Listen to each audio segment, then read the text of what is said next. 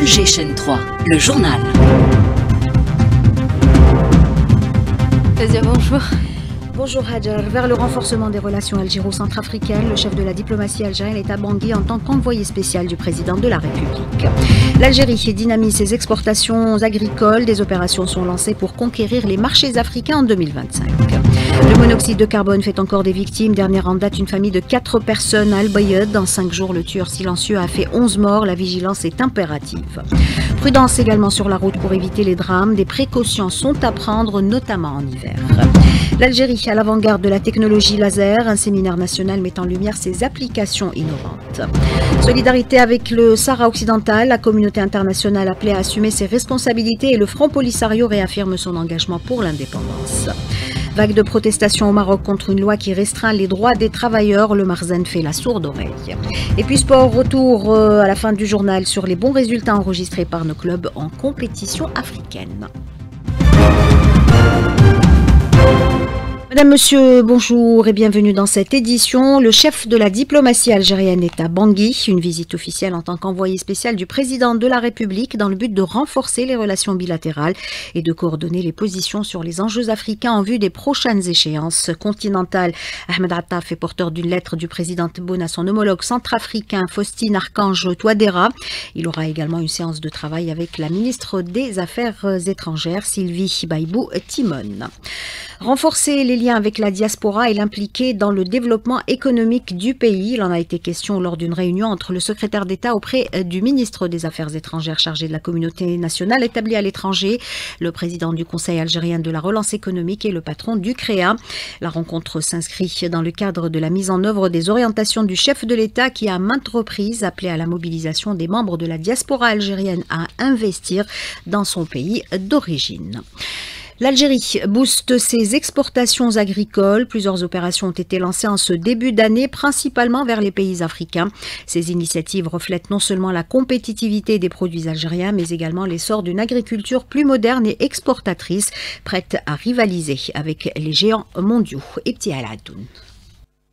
L'Algérie entame 2025 en consolidant sa position sur les marchés internationaux. Le secteur agricole contribue à cette diversification des exportations. 500 tonnes d'oignons rouges ont été expédiées vers la Libye. Toufer Hadkhil, président du cluster algérien des fruits et légumes à l'export. Cette année, il y a une surproduction concernant l'oignon. C'est une opportunité qui s'ouvre à nos opérateurs pour pouvoir exporter et pour pouvoir proposer le produit au marché étranger, notamment pour la Libye. En fin de compte, c'est une première opération et on espère qu'il y aura d'autres opérations comme cela. Cette dynamique résulte des efforts des pouvoirs publics pour diversifier l'économie et réduire la dépendance aux hydrocarbures, contribuant à hauteur de 15% au PIB avec une valeur ajoutée de 37 milliards de dollars. Brahim Djeribia, président de la Chambre d'agriculture Wilaya d'Alger. L'agriculture participe à peu près 15% du PIB. On assiste à une grande abondance de la production agricole, toutes les filières, donc pour les agrumes, pour les produits maraîchers et les pommes et autres halieutiques également. En 2024, les exportations agricoles ont atteint les 1,4 milliard de dollars. Les dates ont généré 100 millions de dollars, tandis que les fruits et légumes, comme les pommes de terre et agrumes, ont attiré une forte demande, notamment en Europe.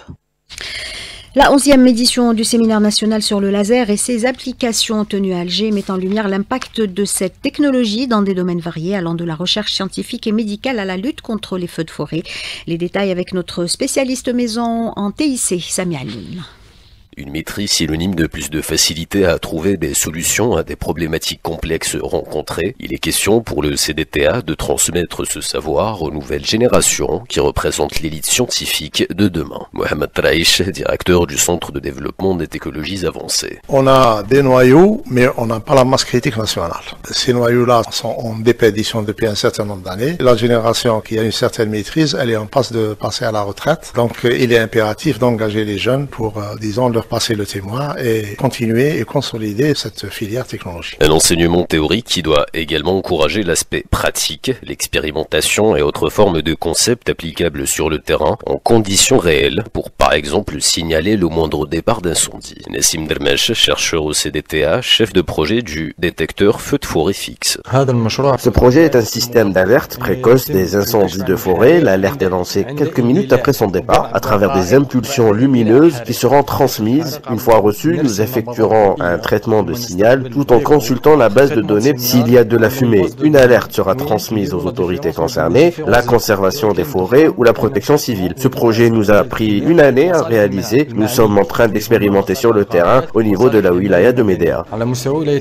La technologie laser et son application au sein des différentes spécialités représentent un levier puissant pour l'industrialisation, tout en facilitant l'accès aux dernières avancées technologiques comme l'industrie de haute précision ou l'ingénierie biomédicale.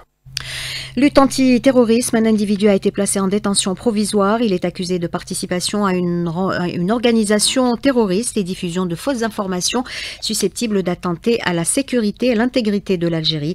Après exploitation de son téléphone portable, l'enquête a révélé des échanges et des communications avec des membres de groupes terroristes à l'étranger, indique un communiqué du parquet de la République près le tribunal de Cheraga. En période hivernale où les appareils de chauffage sont très sollicités, la vigilance est plus que jamais recommandée pour éviter que des vies soient fauchées. Le tueur silencieux a encore frappé. Une famille entière a été décimée hier à Al-Bayad. Je vous propose d'écouter le commandant Nassim Barnaoui, directeur de la communication à la protection civile. Il nous fait le bilan de cette première semaine de janvier. Il est contacté par Linda Hamed. Depuis le début du mois de janvier, un décès de 11 personnes intoxiquées par ce gaz tueur silencieux et ainsi que sauvetage et secours à 153 autres personnes qui ont été incommodées après avoir inhalé le monoxyde de carbone émanant des différents appareils, les chauffe-bains, chauffe-eau ainsi que chauffage. On déplore le décès de 5 personnes dont les 4 personnes de l'Al-Bayad, toute une famille, ainsi qu'une autre personne au niveau de la wilaya de Skikda. La protection civile rappelle à l'ensemble des citoyens de doubler vigilance. Il faut toujours penser avant qu'il y ait arrêt, ne pas obstruer les grilles d'aération afin de renouveler l'air en permanence, toujours entretenir ces appareils. Prudence également sur la route. Ces dernières 24 heures ont été particulièrement meurtrières avec 8 décès et 191 blessés à travers le pays. Des précautions sont à prendre en hiver pour éviter les drames routiers. Fatah Boumadi. Verglas, pluie battante et parfois chute de neige rendent les routes plus dangereuses. Face à ces conditions, la vigilance est cruciale pour les automobilistes que nous avons rencontrés. Ça fait 45 ans que j'ai le permis. Je change les plaques de frein, les pneus. Tellement je fais attention. Chaque 6 mois, je vais vivre ma voiture. Surtout dans l'hiver. Il faut changer pas mal des plaques, des freins, surtout les pneus. Il faut voir les hôpitaux. Il y a des gens. Je vais donner un conseil pour les jeunes, pour les motos. Vraiment, c'est la catastrophe. Les professionnels de la mécanique insistent sur l'importance d'une révision complète du véhicule. Halim, garagiste et vulcanisateur.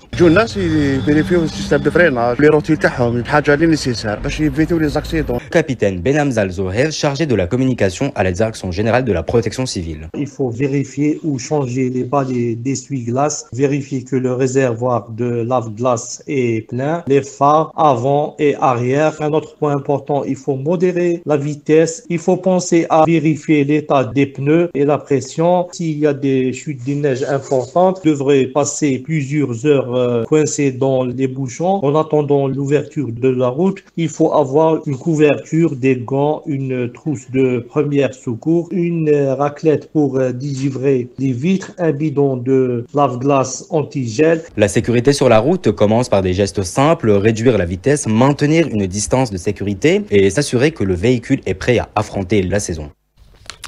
8h08 sur Alger, chaîne 3. L'ONU considère toujours la cause sahraoui comme étant une question de décolonisation. Déclaration du représentant du Front Polisario aux Nations Unies et coordonnateur avec la MINURSO. Sidi Mohamed Ammar s'exprimait en marge de la conférence internationale de solidarité avec le peuple sahraoui qui se tient dans les camps de réfugiés sahraouis. Les militants et sympathisants étrangers présents à Boujdour appellent la communauté internationale à assumer ses responsabilités envers cette cause. La rencontre a pour objectif de donner plus de visibilité à la cause sahraoui et de contrecarrer les manœuvres sournoises du Marzen qui veut imposer le fait accompli colonial et qui commet les pires exactions dans les territoires occupés. Hassan Itou Mohamed Chbel, ministre sahraoui de la jeunesse et des sports, en parle à Ali Kefsi.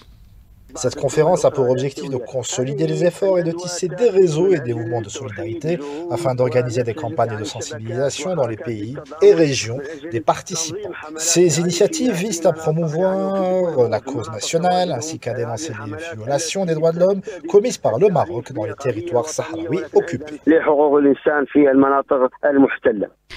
Le Front social en ébullition au Maroc. Des manifestations de grande ampleur ont eu lieu hier à l'appel de la Confédération démocratique du travail pour protester contre un gouvernement jugé incapable de défendre les droits des travailleurs et leurs acquis sociaux. Akhanouch et son cabinet sont également accusés de restreindre les libertés syndicales, notamment le droit de grève, et de faire la sourde oreille face à leurs revendications. L'appel à une plus large mobilisation pour faire entendre la voix des travailleurs et restaurer leurs droits. Retour chez nous pour parler culture. L'inscription du costume féminin de cérémonie de l'Est algérien dans la liste du patrimoine universel de l'UNESCO est célébrée toute une semaine à Constantine où on retrouve Hayat Kerboua. Durant une semaine, la Médersa ainsi que le Palais du Bey vivront au rythme des conférences, ateliers et autres expositions et défilés de mode. Il faut dire que ce patrimoine culturel immatériel est un marqueur de notre identité culturelle, un composant qui fait la fierté de ceux qui confectionnent et portent ces éléments du patrimoine. Ibtissam Qarali, artisane. Cet artisanat, je l'ai hérité de ma mère et de ma grand-mère. C'est notre identité. Il représente Constantine et l'Est algérien dans son ensemble. Mon métier est une passion, je l'aime. Si Dieu le veut, je le lèguerai à ma fille. Avant, les femmes travaillaient dans les maisons. Elles faisaient el fetla, el tarzi, el shamsa et tout ce qui se faisait manuellement. Sur le gergef. Cela dit, on modernise les modèles sans toutefois sacrifier à la tradition, car on tient beaucoup à notre patrimoine. Fouad Azzi est un artisan connu. Il a beaucoup fait avec d'autres artisans et chercheurs pour le classement de la robe velours de Constantine. Sans l'artisan, il n'y aura pas la constantinoise, il n'y aura pas la gandoura, il n'y aura pas la créativité qui est là, comment qu'elle se démarque, notre robe, comment qu'elle est toujours d'actualité. Elle a été portée pendant des siècles et des siècles. Ça se faisait dans la famille, ça se fait dans les entreprises. Je ne dirais pas qu'il n'y avait pas des artisans, il y avait toujours des artisans. Le classement du costume traditionnel de cérémonie de l'Est algérien est une reconnaissance de cet inestimable legs des anciens, un des pivots de notre identité, notre culture et notre histoire. Constantine, Hayat Kerboua, Alger 3.